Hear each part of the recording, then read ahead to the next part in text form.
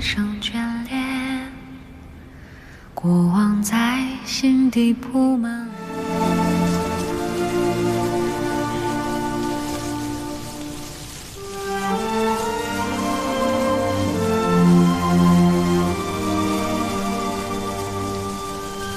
星璇玥，我是不是跟一个重要的人约定过，在这个时候要做什么？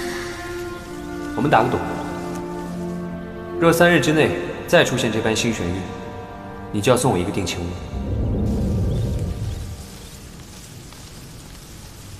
3日之内。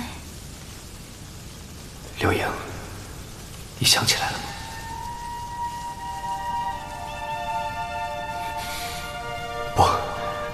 不能让他想起来。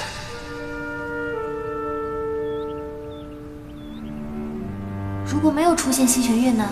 那我们就一起学习人间的亲吻。